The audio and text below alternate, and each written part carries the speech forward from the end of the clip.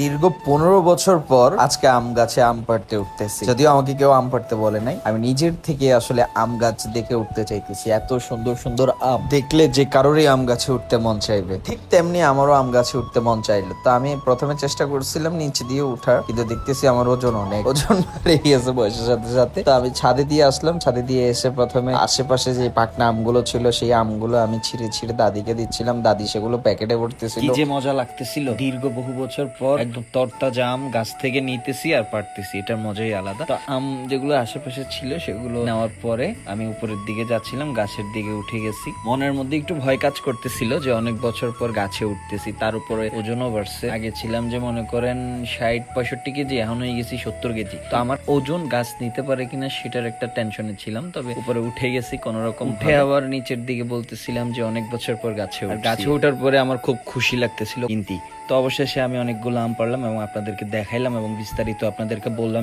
ছাদে একটা কল ছিল টাঙ্কির পাশে, সেখানে ভালোভাবে নিজের গাটা ধুয়ে নিলাম। আমের একটু কষ্ট লাগছিল আমার বুকের এক পাশে। আমের কষ যে এত ডেয়ারিং ভাই, আমি আগে বুঝি নাই, বুঝলে কখনো গাছের দিকে যাইতাম না। তো গাছে উঠতে এমনিও মজা লাগে, ছোটবেলায় গাছে উঠে উঠে বসে থাকতাম। তো নেক্সট টাইম যখন উঠবো তখন এটা মাথায় রাখবো, আপনারাও মাথায় রাখবেন। যদি আম পাড়তে উঠেন তাহলে আমের কষ থেকে দূরে থাকবেন, আমের কষ কিন্তু খুব ভয়াবহ। তারপর ছাদের পাশে যে গাছটা ছিল সেই গাছটা শেষ করে গেলাম পুকুরের পাশে যে গাছ, সেখানে গিয়ে আম পাড়তে আরো মজা লাগতেছিল, কারণ আম একটা একটা টান দিতেছি, পুকুরের মধ্যে টুপ করে পড়তেছে, পরে পানির নিচে ঢুকে যাইতেছে।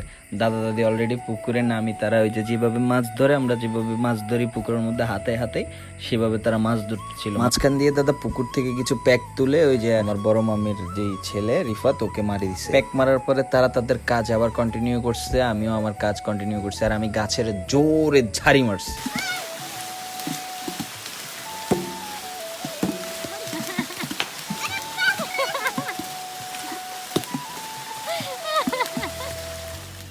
বৃষ্টির পানির মতো আম পুকুরে পড়ছে, ঠাস ঠাস ঠাস ঠাস। দাদার মাথার উপরে মনে একটা পড়ছে, কিন্তু উনি বলছে পরে নাই। যাই হোক, পরে আম পাড়া শেষে আমি বান্দরের মতো ঝুলে ঝুলে গাছ থেকে নামে গেছি। গাছ থেকে নেমে আমি পরে 2টা আম হাতে নিয়ে দেখাইতেছি। ভালো থাকবেন, সুস্থ থাকবেন, আল্লাহ হাফেজ।